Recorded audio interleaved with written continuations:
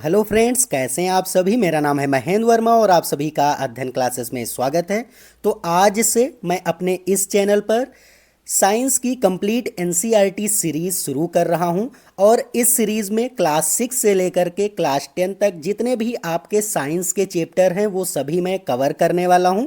तो अगर आप UP TET, super TET, C TET, BPSC, MP TET या फिर किसी भी टीचिंग एग्ज़ाम की प्रिपरेशन कर रहे हैं तो इस सीरीज़ से आप लोगों को बहुत ज़्यादा यहाँ पर बेनिफिट होने वाला है, क्योंकि ये जो सीरीज़ है आप लोगों के लिए रामबाण साबित होने वाली है। और इस सीरीज़ में मैं एनसीईआरटी जो साइंस है उसका कंप्लीट निचोड़ आपको देने वाला हूँ। तो अगर आप चैनल पर नए हैं तो इसको ज़रूर सब्सक्राइब करके यहाँ पर बेल आइकन प्रेस कर लीजिए। और मैं आप लोगों को बता दूं कि यहाँ पर जो ये सीरीज़ मैं स्टार्ट कर रहा हूँ इसमें टोटल 28 से 30 वीडियो मैं कराऊंगा, जिसमें कि आपके क्लास 6 से लेकर के क्लास 10 तक जितने भी चैप्टर साइंस के हैं वो सभी आपके कवर हो जाएंगे। आज का जो पहला टॉपिक है वो है गति, मोशन। इसको हम इस वीडियो में कंप्लीट यहाँ पर डिटेल में समझेंगे। तो चलिए स्टार्ट करते हैं। यहाँ पर मोशन कहते किसको हैं? तो जब कोई भी वस्तु अपने समय के साथ में अपना स्थान बदलती है तो उस वह क्या कहलाती है? यहाँ पर गति कहलाती है। जैसे अगर आप इस ऑब्जेक्ट को देख सकते हैं इस फिगर में कि यहाँ पर ये ए पोजीशन में था और समय के साथ में ये किस पोजीशन पे आ गया? बी यहाँ पर पोजीशन पर आ गया, मतलब कि बी स्थान पर आ गया। तो ए से जब ये बी पर पहुंचा तो इस समय के साथ में अपनी जो पोजीशन है उसको यहाँ पर चेंज कर दिया। तो आप इसको क्या कहेंगे? मोशन में इसको बोलेंगे गतिमान, ये वस्तु कहलाएगी।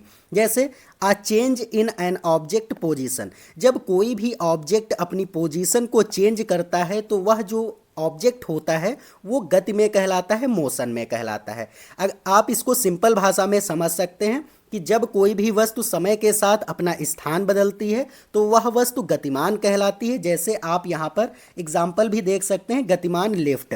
जैसे कि लिफ्ट, जब कोई गतिमान लिफ्ट होती है, जब वो 7 मंजिल से सपोज 7 मंजिल से वो नीचे आ रही होती है तो वो समय के साथ में अपना स्थान भी बदल रही है, पोजीशन चेंज कर रही है। तो उसको आप क्या कहेंगे? गतिमान लिफ्ट कह सकते हैं, गतिमान साइकिल कह सकते हैं, गतिमान यहाँ पर कार हो सकती है। तो जितनी भी चीज़ें गतिमान होती हैं वो समय के साथ में अपना स्थान बदलती रहती हैं और उसी को हम क्या कहते हैं? यहाँ पर गति कहते हैं, गतिमान वस्तु कहते हैं। तो उम्मीद है आपको यहाँ पर ये समझ आ गया होगा कि गति कहते किसे हैं। तो चलिए अब यहाँ पर हम देख लेते हैं नेक्स्ट। तो नेक्स्ट हेडिंग यहाँ पर आपको क्या देखने को मिल रही है कि समान गति और असमान गति, मतलब कि uniform and non uniform motion. तो यूनिफॉर्म मोशन किसे कहते हैं और नॉन यूनिफॉर्म मोशन किसे कहते हैं? तो चलिए इसको भी हम समझते हैं। तो जब कोई वस्तु समान समय में समान दूरी तय करती है तो उसे हम क्या कहते हैं? यहाँ पर यूनिफॉर्म मोशन वो कहलाती है। जैसे आप यहाँ पर इस फोटो में भी देख सकते हैं, ये जो कार है ये पहले 2 सेकंड में 4 मीटर यहाँ पर चलती है, ओ से ए तक यहाँ पर पहुँचती है। ये 4 यहाँ पर क्या है? 4 मीटर है। फिर ये 2 सेकंड में ए से बी पर जाती है, फिर 4 से 8 मतलब कि 4 मीटर फिर चलती है। फिर यहाँ पर ये 2 सेकंड में बी से सी तक जाती है, मतलब कि यहाँ पर भी 4 मीटर चलती है।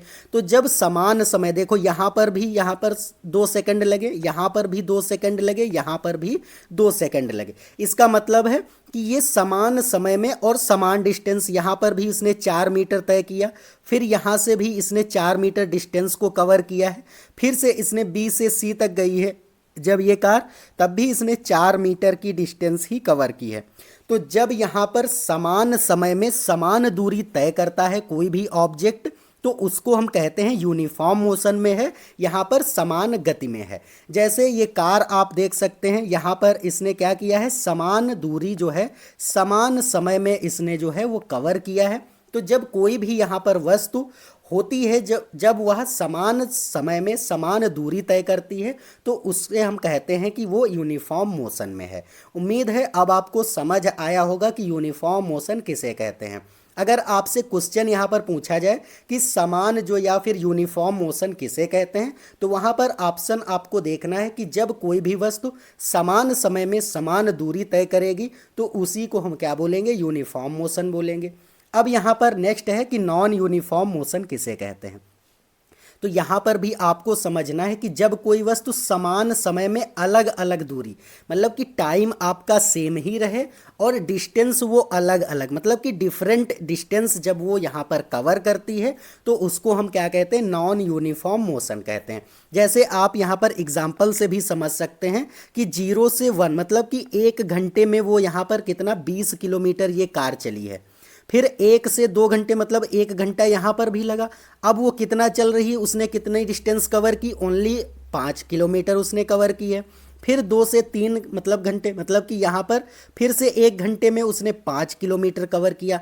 और 3 से 4 मतलब 1 घंटा फिर लगा और उसने यहाँ पर 10 किलोमीटर कवर किया। तो आप देख सकते हैं समय तो यहाँ पर आपका सेम है, लेकिन यहाँ पर डिस्टेंस आप देख सकते हैं, पहले 20 किलोमीटर उसने 1 घंटे में तय किया, फिर अगले 1 घंटे में 5 किलोमीटर ही उसने तय किया है, फिर अगले 1 घंटे में 5 किलोमीटर और फिर अगले 1 घंटे में उसने 10 किलोमीटर कवर किया है।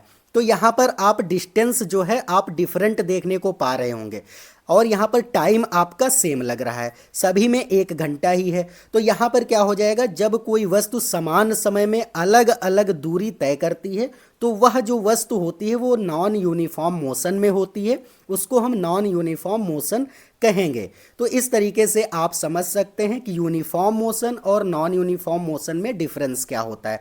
देखो, जब भी आपसे पूछेगा यूनिफॉर्म मोशन तो वहाँ पर आपको देखने को मिलेगा समान समय और समान डिस्टेंस, लेकिन जब आपसे यहाँ पर कहेगा नॉन यूनिफॉर्म मोशन तो आपको ध्यान रखना है समय तो सेम ही रहता है, लेकिन डिस्टेंस क्या हो जाती, अलग हो जाती, डिफरेंट हो जाती है।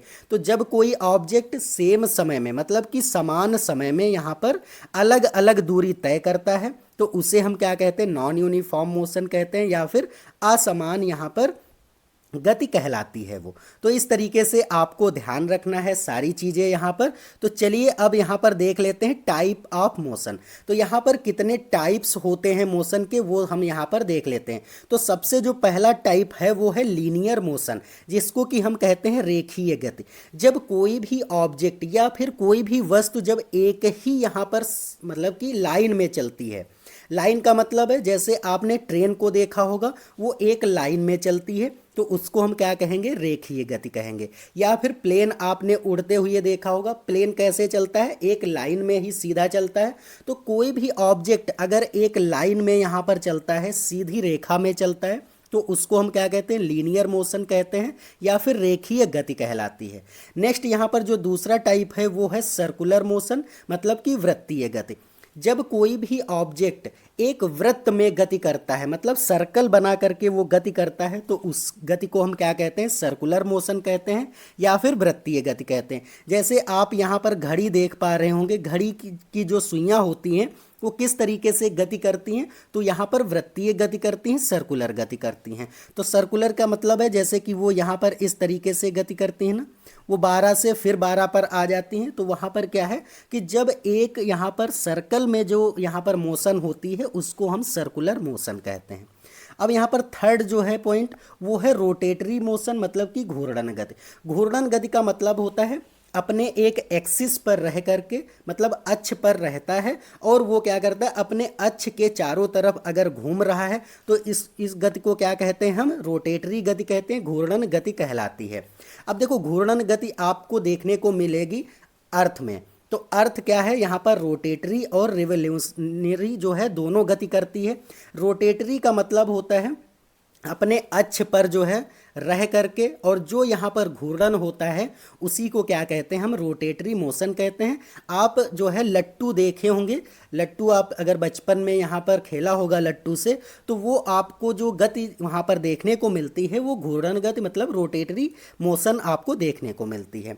अब यहाँ पर फोर्थ जो टाइप है वो है पीरियोडिक मोशन, मतलब आवधिक गति। एक अवधि के बाद, मतलब एक समय अंतराल, एक फिक्स समय हो, उसी में वो जब गति करता है अपने स्थान पर, तो उसको क्या कहते हैं, यहाँ पर पीरियोडिक मोशन कहते हैं। जैसे आपने पेंडुलम देखा होगा, घड़ी में भी पेंडुलम लगा होता है और जो पेंडुलम की गति होती है वो एक पीरियोडिक मोशन होती है, आवधिक गति होती है। तो यहाँ पर पेंडुलम आप जो है ध्यान रख सकते हैं जो पेंडुलम की गति होती है वो एक पीरियोडिक मोशन होती है। नेक्स्ट यहाँ पर आपको देखने को मिलेगी वाइब्रेटरी मोशन। वाइब्रेटरी जो मोशन होती है वो आपने देखा होगा चिमटे में, जो घर का रोटी बनाने वाला चिमटा होता है, अगर आप उसको कहीं पर पटक देंगे तो क्या होगा, वो अपने ही स्थान पर चारों तरफ जो है वाइब्रेट करता है। तो वो जो गति कहलाती है आपकी वाइब्रेटरी मोशन या फिर कंपन गति कहलाती है।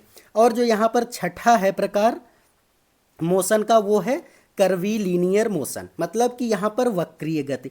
जब कोई भी गति यहाँ पर वक्र में होती है, वक्र का मतलब होता है हाफ सर्कल, तो हाफ सर्कल में जब गति होती, जैसे आप यहाँ पर देख सकते हैं इसने फुटबॉल यहाँ से फेंका है और ये ज़मीन पर आते आते एक कर्व टाइप से जो है वो संरचना बना रहा है, तो यहाँ पर ये जो गति कहलाएगी ये वक्रीय गति या फिर कर्वी लीनियर मोशन कहलाएगी। तो उम्मीद है अब आपको टाइप्स ऑफ मोशन भी समझ में आ गए होंगे। अगर कोई भी डाउट है तो आप कमेंट करके ज़रूर पूछिए।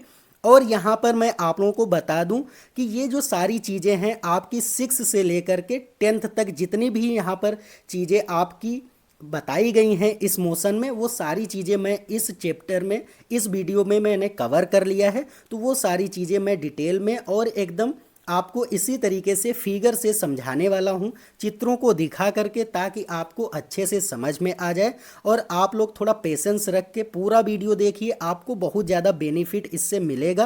क्योंकि ये जो यहाँ पर चैप्टर हैं ये सभी जितने भी यहाँ पर साइंस है, अगर आप ये पूरा देख लेंगे तो आपका जो बेस है वो बहुत अच्छे से मजबूत हो जाएगा। आपको फिर कोई और वीडियो देखने की इसकी ज़रूरत नहीं पड़ेगी। और अगर आपको ये वीडियो अच्छा लग रहा है तो वीडियो को एक लाइक कर दीजिए, और चैनल पर नए हैं तो ज़रूर इसको सब्सक्राइब कर दीजिए। तो चलिए अब नेक्स्ट यहाँ पर पॉइंट देख लेते हैं, दूरी और विस्थापन, डिस्टेंस एंड डिस्प्लेसमेंट। तो यहाँ पर बच्चे बहुत ज़्यादा कन्फ्यूज हो जाते हैं कि दूरी किसे कहते हैं और विस्थापन किसे कहते हैं, वो डिस्टेंस और डिस्प्लेसमेंट में कन्फ्यूज हो जाते हैं। तो यहाँ पर आपको ध्यान रखना है कि डिस्टेंस किसे कहते हैं। तो मैं यहाँ पर बता दूं कि डिस्टेंस जो होता है वो एक्चुअल पाथ होता है। क्या होता है? एक्चुअल पाथ होता है। और जो डिस्प्लेसमेंट होता है, डिस्प्लेसमेंट वो आपका शॉर्टेस्ट पाथ होता है। क्या होता है? शॉर्टेस्ट पाथ होता है।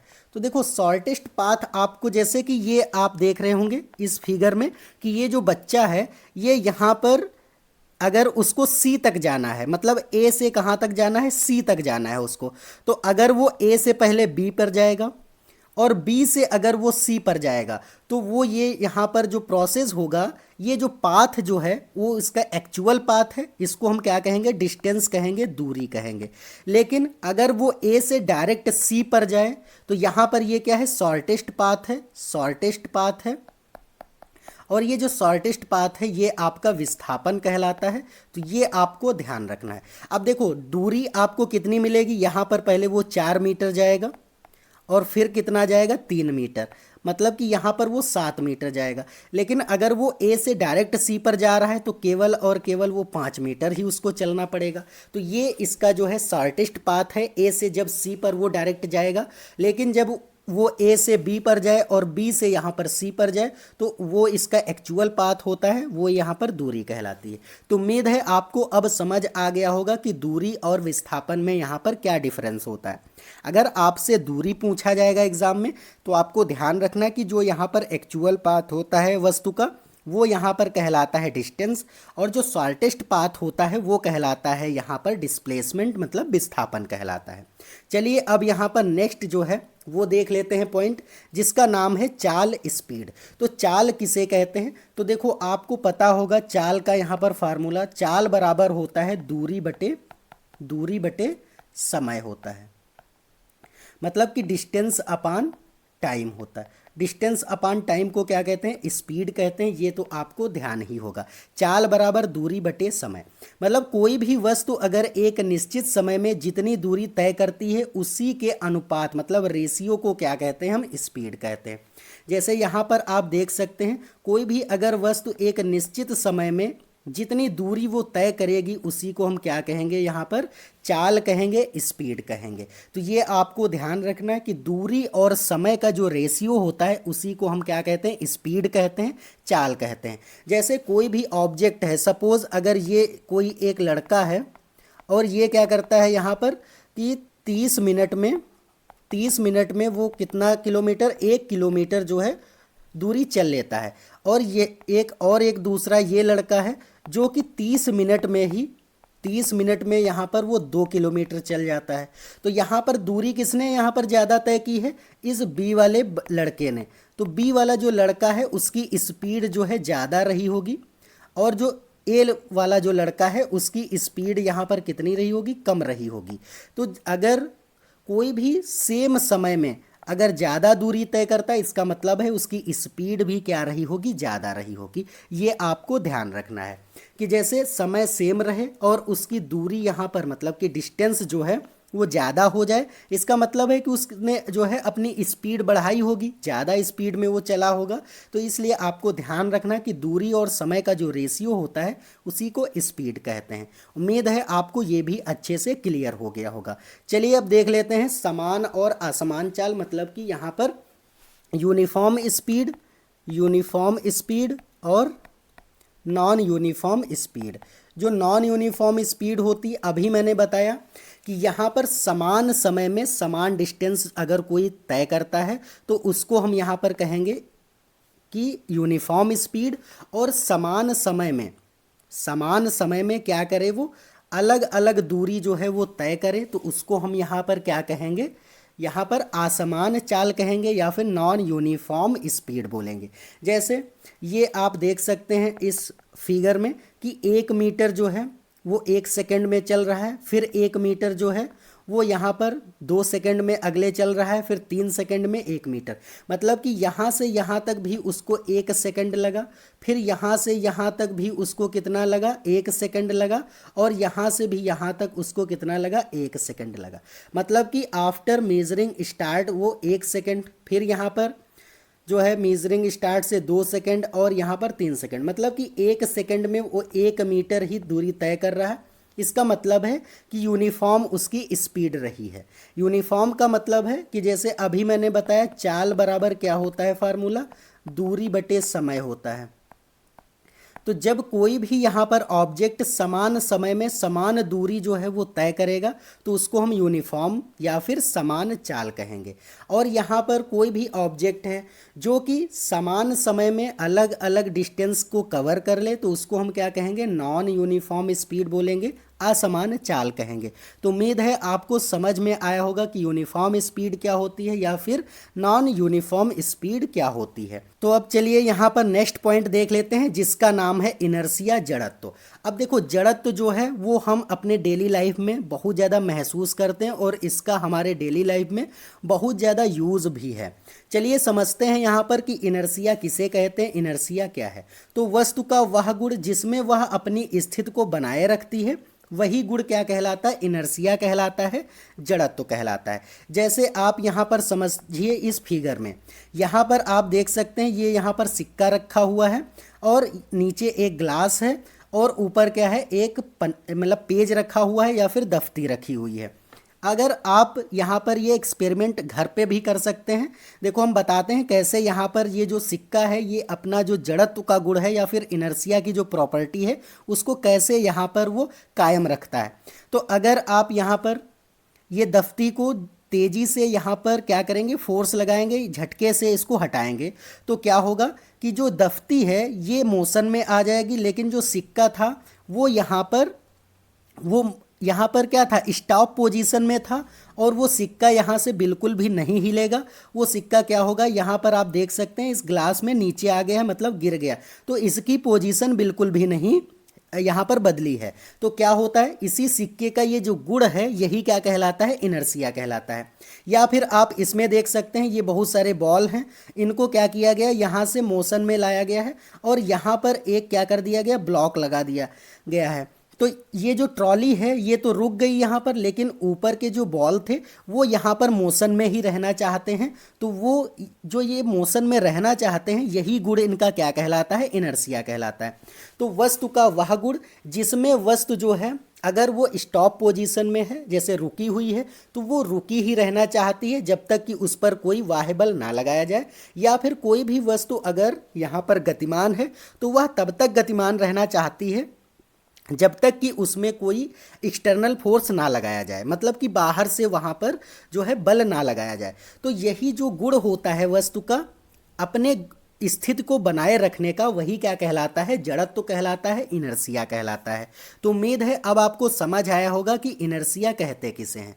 कोई भी वस्तु का वह गुण जिसमें वह अपनी पोजीशन को बनाए रखता है, तो उसी को हम क्या कहते हैं, यहाँ पर इनर्सिया कहते हैं। हम लोग डेली लाइफ में इसका कैसे, देखो यहाँ पर हम महसूस करते हैं, जैसे अगर आप बस में चढ़े हों और बस यहाँ पर क्या हो, चल रही हो, और अचानक क्या हो, बस में ब्रेक लगा दिया जाए, तो आप क्या होंगे, आगे की तरफ झुक जाते हैं, क्योंकि आपकी जो बॉडी है वो यहाँ पर मोशन में ही रहना चाहती। लेकिन बस में ब्रेक लगाने के बाद क्या हुआ, बस तो स्टॉप हो गई, लेकिन आपकी बॉडी जो है उसी स्टेट में रहना चाहती है। इसी गुण को क्या कहते हैं, यहाँ पर हम इनर्सिया कहते हैं। जैसे आप समझ सकते हैं, बस के अचानक चलने से उसमें खड़ा यात्री पीछे की ओर यहाँ पर गिर जाता है। आपने देखा होगा, आप अगर बस में चढ़े होंगे और बस जो है अचानक से चल दे, तो आप पीछे की तरफ झुक जाते हैं या पीछे की तरफ गिर जाते हैं। तो इसीलिए गिर जाते हैं क्योंकि आपकी जो बॉडी है वो यहाँ पर स्टॉप थी पहले, और वो स्टॉप ही रहना चाहती है, मतलब वो रुकी रहना चाहती। लेकिन बस तो आगे की तरफ बढ़ गई, तो क्या होगा, आप पीछे की तरफ गिर जाते हैं। नेक्स्ट यहाँ पर पॉइंट देख लेते हैं जो कि हमारे डेली लाइफ में यूज़ होता है, कि कंबल को तेज़ी से झटकने पर धूल के कण जो होते हैं वो अलग हो जाते हैं। अब आपने जैसे कंबल को झटक दिया तो कंबल तो जल्दी से मोशन में आ गया, गति में आ गया, लेकिन जो उसके कंबल के कण थे, मतलब धूल के कण थे, वो क्या हुए, वहाँ पर वो स्टॉप रहना चाहते हैं, और इसीलिए क्या होते हैं, वो कंबल से अलग हो जाते हैं। थर्ड यहाँ पर पॉइंट हम देख लेते हैं कि पेड़ को हिलाने पर उसमें लगे फल जो होते हैं वे टूट कर गिर जाते हैं। जैसे ही आप पेड़ को तेजी से हिलाते हैं, आगे पीछे हिलाते हैं, तो पेड़ तो है वो गतिमान स्टेट में हो जाता है, मतलब मोशन में आ जाता है। लेकिन जो उसमें फल लगे होते हैं वो स्टॉप ही रहना चाहते हैं, वो रुके रहना चाहते हैं। इसीलिए क्या होते हैं, वो फल टूट करके और ज़मीन में गिर जाते हैं। तो ये कुछ पॉइंट थे। उम्मीद है अब आपको यहाँ पर एग्जाम्पल से समझ आया होगा कि इनर्सिया जो है हमारी लाइफ में या फिर हमारी डेली लाइफ में बहुत ज़्यादा इम्पॉर्टेंट है। चलिए अब यहाँ पर हम न्यूटन के जो है तीनों लॉज पढ़ते हैं मोशन के। ये काफ़ी इम्पॉर्टेंट भी है आपके लिए, और हर एग्ज़ाम में पूछे भी जाते हैं। और एक बात मैं आप लोगों को बता दूं कि आप लोग अगर यहाँ तक देख चुके हैं वीडियो को, और थोड़ा पेशेंस बनाए रखिए। यकीन मानिए, अगर आप ये पूरी जो है वीडियो देखेंगे और अच्छे से सारी चीज़ें कवर करेंगे, तो यकीन मानिए आपके यहाँ पर बहुत ज़्यादा आपको बेनिफिट होने वाला है। आपके पूरे चैप्टर और एनसीईआरटी पूरी आपको मैं कवर कराने वाला हूँ। तो आप केवल और केवल मुझ पर विश्वास रखिए, केवल आप देखते चलिए, सारी चीज़ें आपको समझ में भी आएंगी और सारी चीज़ें आप एग्ज़ाम में करेक्ट भी करेंगे। बस आप मुझ पर विश्वास रखते हुए सारी चीज़ें आप कवर करते चलिए। चलिए अब देख लेते हैं न्यूटन्स के तीनों लॉ। तो न्यूटन्स के कितने लॉ हैं, 3 लॉ हैं। पहला यहाँ पर जो आपको देखने को मिलेगा वो लॉ ऑफ इनर्सिया पर ही है, लॉ ऑफ इनर्सिया पर ही है। जैसे अभी मैंने यहाँ पर इनर्सिया का जो लॉ बताया है, इनर्सिया का गुण बताया है, वही गुण जो है ये फर्स्ट लॉ में पूरा अप्लाई होता है। सेकंड लॉ जो है वो F=ma है, और थर्ड लॉ जो है वो एक्शन और रिएक्शन लॉ का है, मतलब कि यहाँ पर एक्शन और रिएक्शन लॉ इसको बोला जाता है। चलिए अब हम इसको डिटेल में समझते हैं कि यहाँ पर फर्स्ट लॉ को क्या कहते हैं। अगर कोई भी वस्तु तब तक स्थिर रहेगी जब तक कि उस पर कोई बाह्य बल ना लगाया जाए। इसका मतलब है कि अगर कोई भी वस्तु स्टॉप पोजीशन में है तो वो तब तक स्टॉप पोजीशन में बनी रहेगी जब तक कि कोई उस पर एक्सटर्नल फोर्स ना अप्लाई किया जाए। और अगर कोई वस्तु गतिमान है, मतलब कि वो मोशन में है, तो वो तब तक यहाँ पर मोशन में रहेगी जब तक कि कोई भी यहाँ पर एक्सटर्नल फोर्स ना लगाया जाए। जैसे आप जो है यहाँ पर समझ सकते हैं कि आप कोई पेन जो है लुढ़का दीजिए, और वो तब तक लुढ़कता रहेगा जब तक कि उस पर कोई यहाँ पर एक्सटर्नल फोर्स ना लगाया जाए। अगर जैसे आपने साइकिल चलाया और साइकिल तब तक यहाँ पर चलती रहती है जब तक कि उस पर कोई एक्सटर्नल फोर्स ना लगे। हालांकि वो कुछ देर बाद इसलिए रुक जाती क्योंकि फ्रिक्शन फोर्स वहाँ पर काम करता है, ये भी आपको पता होगा। तो यहाँ पर जो पहला लॉ है वो यहाँ पर कहता है कि body remains in at state of rest और uniform motion unless acted upon by a net external force. जब तक कि कोई एक्सटर्नल नेट एक्सटर्नल फोर्स नहीं लगाया जाएगा तब तक उस जो बॉडी होगी या फिर कोई ऑब्जेक्ट है वो वहाँ पर उसी पोजीशन में बना रहेगा। आप इस वाले फिगर में, ऊपर वाले फिगर में देख सकते हैं, ये जो लड़की है ये क्या है, यहाँ पर मोशन में है, और जैसे ही यहाँ पर ये ब्लॉक आ गया तो वो क्या है, यहाँ पर वो मोशन में ही रहना चाहती है, इसीलिए क्या हो गई, वो गिर गई। तो इस तरीके से आप समझ सकते हैं कि कोई भी ऑब्जेक्ट उसी पोजीशन में रहना चाहता है जब तक कि उस पर कोई एक्सटर्नल फोर्स यहाँ पर ना लगाया जाए। यही जो है फर्स्ट लॉ ऑफ मोशन है यहाँ पर न्यूटन का। और आपको ध्यान रखना है, इसी को क्या बोलते हैं, लॉ ऑफ इनर्शिया भी बोला जाता है, मतलब जड़त्व का नियम भी यहाँ पर इसको कहते हैं। जड़त्व का नियम भी जो है फर्स्ट लॉ को बोला जाता है। ये बहुत ज़्यादा पूछा जाता है कि न्यूटन के पहले नियम को क्या कहते हैं, तो जड़त्व का नियम भी कहा जाता है। ये आपको एकदम अपने माइंड में सेट रखना है। चलिए सेकंड, अब यहाँ पर लॉ देख लेते हैं कि सेकंड लॉ ऑफ मोशन जो है वो है F बराबर ma, जो मतलब कि जो यहाँ पर बल है, जो फोर्स है, वो मास और असलेरेशन का, मतलब कि द्रव्यमान और त्वरण का यहाँ पर गुणनफल होता है। जैसे कोई भी अगर बल है तो अगर उसका मास मतलब द्रव्यमान अगर ज़्यादा होगा तो आपको बल भी ज़्यादा लगाना पड़ेगा, या फिर आप उसका त्वरण यहाँ पर ज़्यादा कर देंगे, मतलब कि वेलोसिटी उसकी अगर आप ज़्यादा कर देंगे तब भी यहाँ पर क्या होगा, आपको बल ज़्यादा लगाना पड़ेगा। आप यहाँ पर देख सकते हैं, the amount of acceleration of a body is proportional to the acting force and inversely proportional of the mass of the body. मतलब कि कहा गया है कि फोर्स आपको उतना ही ज़्यादा किसी पर लगाना पड़ेगा अगर किसी ऑब्जेक्ट का द्रव्यमान मतलब कि उसका भार ज़्यादा है या फिर कोई भी वेलोसिटी ज़्यादा है। जैसे आप इस तरीके से, मैं एक एग्जांपल से आपको समझाने की कोशिश करता हूँ। जैसे कि एक कोई हल्का ट्रक, मतलब कि खाली ट्रक जा रहा है, तो उसको रोकने के लिए क्या होगा, जो है ब्रेक आपको नॉर्मली लगाने होंगे।